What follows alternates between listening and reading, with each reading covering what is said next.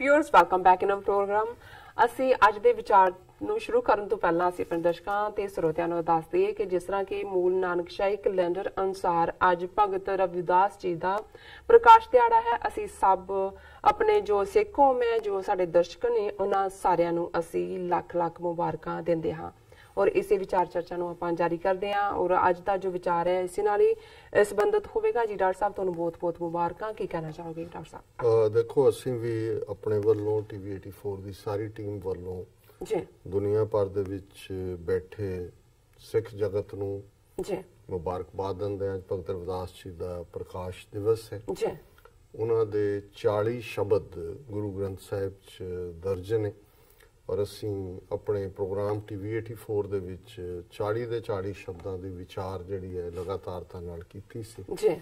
ਔਰ ਮੈਂ ਅੱਜ ਵੀ ਜਿਹੜਾ ਜਿਸ ਸ਼ਬਦ ਨੂੰ ਵਿਚਾਰ ਲਈ ਚੁਣਿਆ ਉਹ ਭਗਤ ਰਵਿਦਾਸ ਜੀ ਦੇ, ਕਿਉਂਕਿ ਜਦੋਂ ਅਸੀਂ ਇੱਕ ਆਈਡੀਅਲ ਪੋਲੀਟੀਕਲ ਸਟੇਟ ਦੀ ਗੱਲ ਕਰਦੇ ਕਿ ਜਿੱਥੇ ਹਰ ਇੱਕ ਦੇ ਲਈ ਇਨਸਾਫ ਹੋਏ, ਵਾਧੂ ਟੈਕਸ ਨਾ ਹੋਣ ਜੀ, कोई किसी नूं सताए ना, तशद्दद ना करे, कोई किसी दे हक ना खोए, जिस नूं गुरु अर्जन साहब ने फरमाया हुण हुक्म हुआ मेहरबान दा, पै कोए न किसे रंजान दा, सब सुखाली उठिया ये हुआ हलीमी राजियो, कि कोई किसी नूं तंग ना करे। बेशक जिहड़े रब नाल जुड़े होए रूहानी रूहां ने ये उस नूं रूहानीयत दे परसपैक्टिव तो ही वो सारे दी प्रेजेंटेशन करते हैं, पर जो कुछ रूहानीयत दी दुनिया च जां अंदरूनी दुनिया च देखा जा सकता है, कल्पिया जा सकता है, बयानिया जा सकता है, उही इस धरती दे उत्ते, क्योंकि ये भी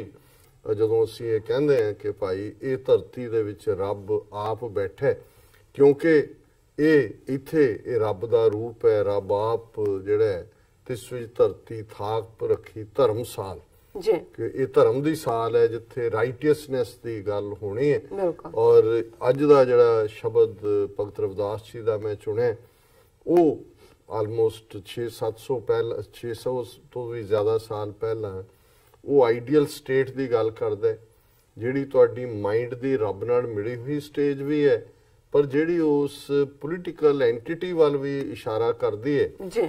बेगमपुरा शहर को नाओ, दुख अंदोह नहीं तहठाओ, ना तशवीश खिराज न माल, खौफ न खता न तरस जवाल, अब मुहे खूब वतन गह पाई, ऊहा खैर सदा मेरे भाई। रहाओ रहाओ दी तुक सेंट्रल आइडिया हुंदा कि भी मैनू हुण जिहड़ी है खूब ये अपना घर मिल गया, रहण दा ठिकाना मिल गया, अब मोहे खूब वतन गया पाई, ऊहा खैर सदा मेरे भाई।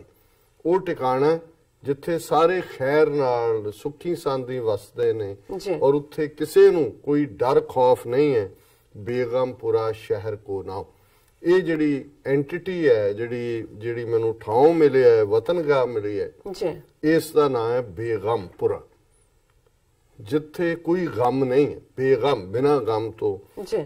दुख अंदो नहीं तै ठाओ, जिहड़ा अंदो हुंदा चिंता, ना इत्थे दुख है ना चिंता है, इस थां ते कोई दुख ते चिंता दी थां नहीं है, ना तसवीश खिराज ना माल, ना ही कोई घबराहट है, ना ही जिहड़ा माल है उस दे उत्ते कोई टैक्स है, टैक्स दा फिक्र है कि 18% GST लग गई, इन्ना % टैक्स लग गया, कित्थों आएगा।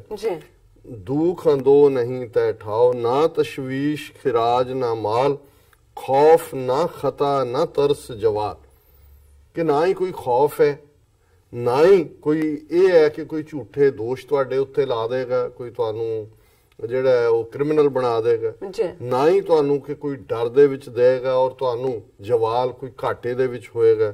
अब मोए खूब वतन गए पाई, ऊहा खैर सदा मेरे भाई। रहाओ कायम दायम सदा पातशाही, दोम न सेम एक सो आही।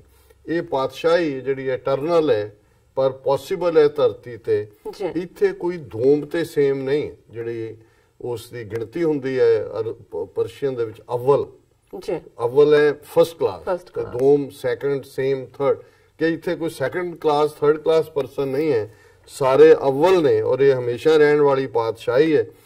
ਆਬਾਦਾਨ ਸਦਾ ਮਸ਼ਹੂਰ ਊਹਾਂ ਗਨੀ ਬਸੈ ਮੈਮੂਰ, ਕਿ ਇਹ ਜਿਹੜੀ ਇਸ ਧਰਤੀ ਦੇ ਉੱਤੇ ਫਿਰ ਸਾਰੇ ਜਿਹੜੇ ਆਬਾਦ ਨੇ ਉਹ ਗਨੀ, ਉਹ ਧਨੀ ਨੇ ਜੀ, ਬਸੈ ਮਾਮੂਰ, ਰੱਜੇ ਹੋਏ ਨੇ, ਉਹ ਕੋਈ ਭੁੱਖ ਨੰਗ ਨਾਲ ਨਹੀਂ ਲੜ ਰਹੇ। ਜਿਉਂ ਤਿਉਂ ਸੈਲ ਕਰੇ ਤਿਉਂ ਤਿਉਂ ਸੈਲ ਕਰੇ ਜਿਉਂ ਭਾਵੇਂ, ਮਹਿਰਮ ਮਹਿਲ ਨਾ ਕੋ ਅਟਕਾਵੇ। ਉਹ ਆਪਣੀ ਮਰਜ਼ੀ ਦੇ ਨਾਲ, ਮਸਤੀ ਦੇ ਨਾਲ ਜਿੱਥੇ ਮਰਜ਼ੀ ਤੁਰਨ, ਉਹਨਾਂ ਨੂੰ ਕੋਈ ਜਿਹੜਾ ਮਹਿਲ ਦਾ ਭੇਤੀ ਹੈ, ਮਹਿਲ ਦੇ ਵਾਕਫ, ਉਸ ਦੇ ਵਿੱਚ ਕੋਈ ਰੁਕਾਵਟ ਨਹੀਂ ਪਾਣਗੇ।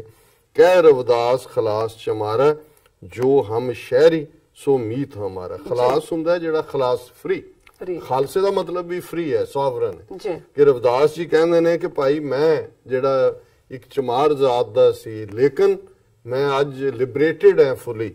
ਜੋ ਹਮ ਸ਼ਹਿਰੀ ਸੋ ਮੀਤ ਹਮਾਰਾ, ਤੇ ਜਿਹੜੇ ਜਿਹੜੇ ਵੀ ਇਸ ਸ਼ਹਿਰ ਦੇ ਰਹਿਣ ਵਾਲੇ ਨੇ ਬੇਗਮਪੁਰੇ ਦੇ, ਉਹ ਸਾਰੇ ਹੀ ਮੇਰੇ ਦੋਸਤ ਨੇ।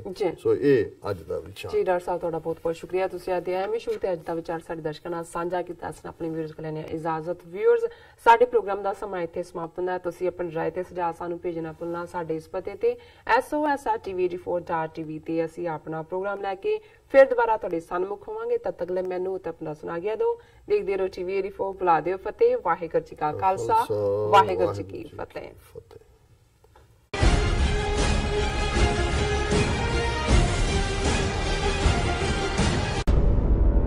ਪਿਛਲੇ 35 ਸਾਲ ਤੋਂ ਭਾਰਤ ਅੰਦਰ ਹੋ ਰਹੀ ਸਿੱਖਾਂ ਦੀ ਨਸਲਕੁਸ਼ੀ ਅਤੇ ਮਨੁੱਖੀ ਅਧਿਕਾਰਾਂ ਦੇ ਸਟੇਟ ਵੱਲੋਂ ਕੀਤੇ ਜਾ ਰਹੇ ਘਾਣ ਦੀ ਕਹਾਣੀ ਪਾਉਣ ਲਈ ਅਕਾਲੀ ਦਲ ਅੰਮ੍ਰਿਤਸਰ ਕੈਨੇਡਾ ਈਸਟ ਵੱਲੋਂ ਕਰਵਾਈ ਜਾ ਰਹੀ ਹੈ ਵਰਲਡ ਸਿੱਖ ਕਨਵੈਨਸ਼ਨ।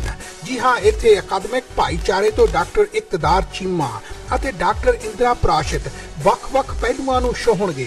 ਇਸ ਤੋਂ ਇਲਾਵਾ ਉੱਤਰੀ ਅਮਰੀਕਾ ਦੇ ਵੱਖ-ਵੱਖ ਸ਼ਹਿਰਾਂ ਤੋਂ ਸਿੱਖ ਕਿਰਿਆਵਾਦੀ ਪਹੁੰਚ ਰਹੇ ਹਨ। ਸਮੁੱਚੇ ਭਾਈਚਾਰੇ ਨੂੰ